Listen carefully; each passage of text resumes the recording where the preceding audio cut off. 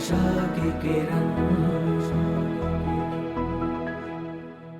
અને મનુષ્ય શરીર મળ્યું છે પણ એટલા માટે, પ્રભુમાં પ્રેમ કરવા માટે અને પ્રભુ રાજી થવા કામ કરવા માટે.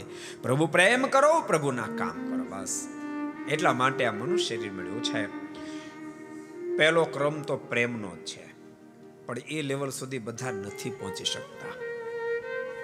એટલે મનુષ્ય દેહ નિષ્ફળ ન જાય એટલા માટે બીજા ક્રમમાં પ્રભુ માટે કામ કરો, પ્રભુ રાજી થયું કામ કરો. પ્રભુ રાજી થયું કામ કરો એટલે મંદિરો નિર્માણ કરવા, એમાં સેવા કરવી, સત્સંગ કરવો, સમય ઉત્સવ કરવા, ગાયોની સેવા કરવી, ગૌશાળામાં મદદરૂપ થવું, કોઈને એજ્યુકેશન મદદરૂપ થવું, કોઈને મેડિકલમાં મદદરૂપ થવું, કોઈની આંખના આંસુ લૂછવા, કોઈની આંતરડી ઠારવી, આ બધા જ ભગવાનના કામ છે.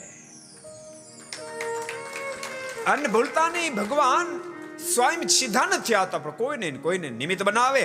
ભાગશાળી વ્યક્તિ એમાં નિમિત્ત બને.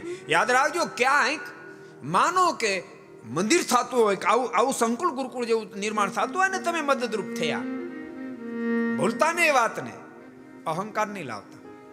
જેટલા ઠાકોરજી નિમિત્ત બનાવે બધા ભાગશાળી, એવું હૃદયથી નક્કી કરશો. તમે કોઈને આંખોના આંસુ લૂછો, આનંદ જરૂર થાવો જોઈએ, અહંકાર નહીં કે હું હતો એટલે એનું સેટિંગ થયું. નહીં, આપણે ન કરે તો ઠાકોરજી બીજે નિમિત્ત બનાવીને એનું સેટિંગ કરી નાખત. કરનારો તો એ ઠાકોર છે, એવું નક્કી કરશો તો તમને કોઈ દી પ્રોબ્લેમ નહીં થાય. को पसंद आया हो तो लाइक करें और शेयर करना मत भूलिए. सब्सक्राइब करें सरदार कथा चैनल को और बेल आइकॉन पर क्लिक करना मत भूलिए लेटेस्ट वीडियो सबसे पहले पाने के लिए.